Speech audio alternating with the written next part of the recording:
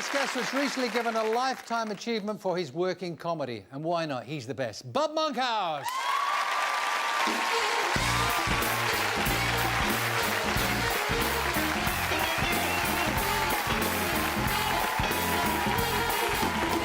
Hello, sweetie. Oh, we both look very brown. Don't we? Don't we just?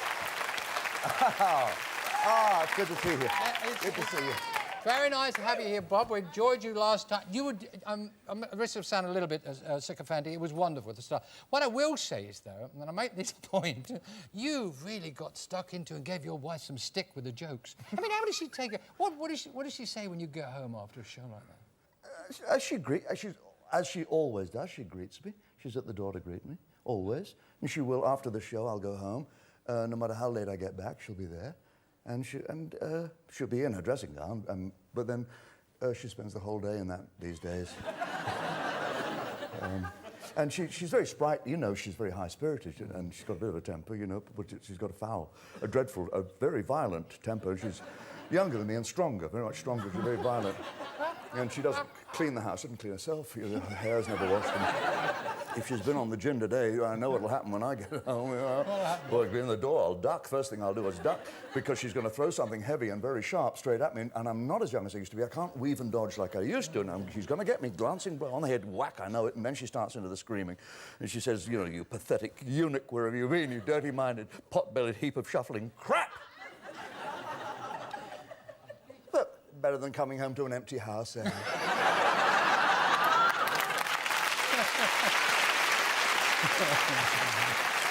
It doesn't sound, Bob, it doesn't sound as though you're wearing the pants. Are you an assertive type of guy? Oh, yeah, I am really. I'm joking, of course. Yes. Let's get a little bit deeper with you.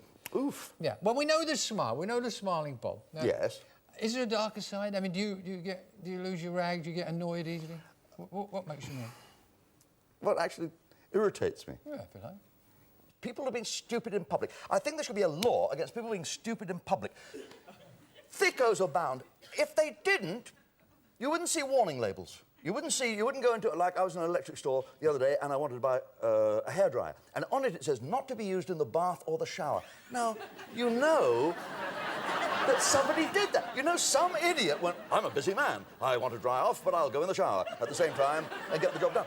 If you buy, there's a hemorrhoid ointment, I won't name it, there's a hemorrhoid ointment, which I'm sure you have no connection with.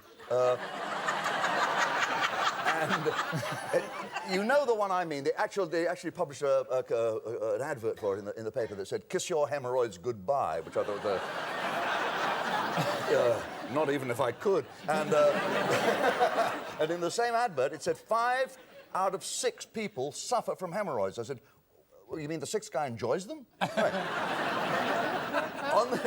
On the package, this is true. Check. The next time you go to a supermarket, chemist shop, look, and you will see it says, contents not to be taken orally. No, I think that's sad. Because you know someone wrote them a letter.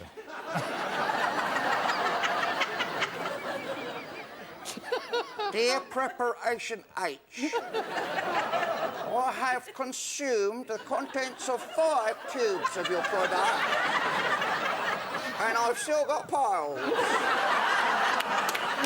However,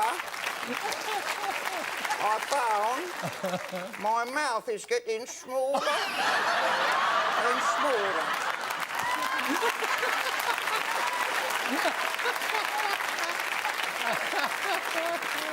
I can only eat peas.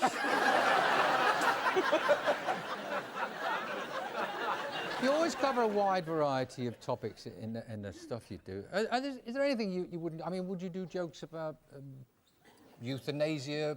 Euthanasia. Youth in Asia? Or no, euthanasia? Well, either way. Make it...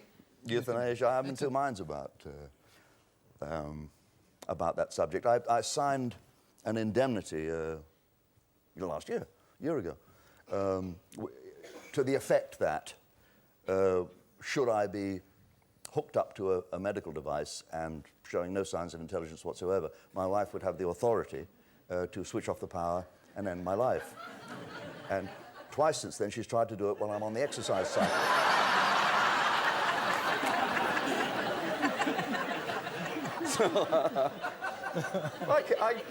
I exercise on my little cycle. Do you like all a that good stuff?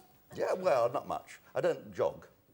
I did jog once, and I stubbed my toe, and I had to go to the doctor, and I hate that because your toes haven't got proper names. Well, you know, your fingers, your hand, you've got your thumb, your index finger or forefinger, your middle finger, your ring finger, your pinky. But with your foot, you've only got your big toe and little toe. So no names? No names. And I'm of a certain age, I'm at the age of a man where I don't want to go to the doctor and say, I stubbed the one that had roast beef. But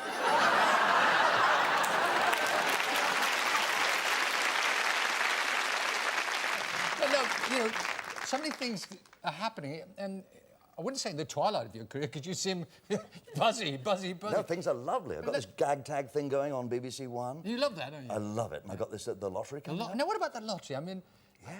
I mean, you looking forward to that? Oh, yes. You going to imprint Monkhouse on that? What are you going to... I've got to lose some weight to fit into Anthea Turner's dresses, but drawers. It's a drawer.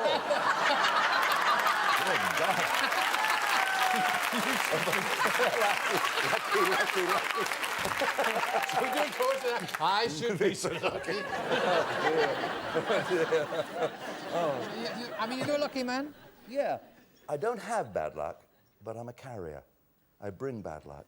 Not to people. No. Don't shrink away from me, Des. Never do that. After all these years. I seem to have a negative effect on pets. I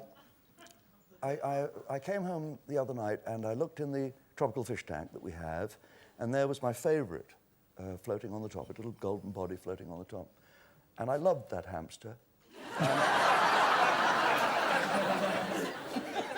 And I tried giving him the kiss of life, you know, with a drinking straw down his little throat, and I blew very gently, but he didn't get any better.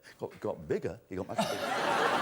And I took him to the pet shop, and I said, what would make him so depressed that he would fling himself into the fish tank?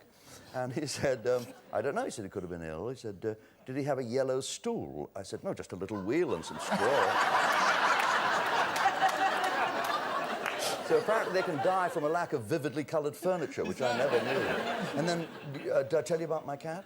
No, tell me about your cat. Right, I hate to leave the cat when we go away on holiday. You're a cat lover? Oh, yeah. Go on. Cats, however, I'm told, are unaware. They have no perception of the passage of time. They're rather like the Beverly Sisters in that respect. he fell a little ill, so I took him to the vet, and the vet said he needed cat x-rays. 75 quid. Now, I love our cat, but 75 quid, that's a lot of money for cat x-rays. So, no, I'm sorry, no. So I put the cat in a holdall, took him to Heathrow, shoved him through security. It was perfect. Took a little Polaroid. Now, he's unhappy at the moment because we've got this dog living with us. And the dog, I don't know, it's the effect I have on animals, is so misbehaved. It's my daughter's dog. You know Abigail. Yeah. While she was pregnant, she couldn't have the dog because she was allergic to the dog hair. We got the dog. The dog's name, could have named it Des, didn't. Named it Bob. Hilarious. The dog is named after me. Now, my wife is screaming at the dog because it's misbehaved when I'm around. The neighbours know we haven't got a dog, so they think she's screaming at me. And she's going, get your nose out of there, Bob! You know you're not allowed on the bed, Bob!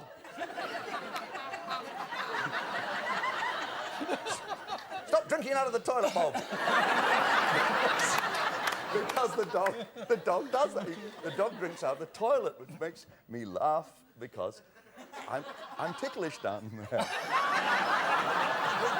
Well, I mean, he could wait till I got off. And I don't like big dogs, because big dogs come running in the room and they stick their snouts right into your trousers. And they go... And little dogs are worse because you've got to get right down on the floor to let them do it.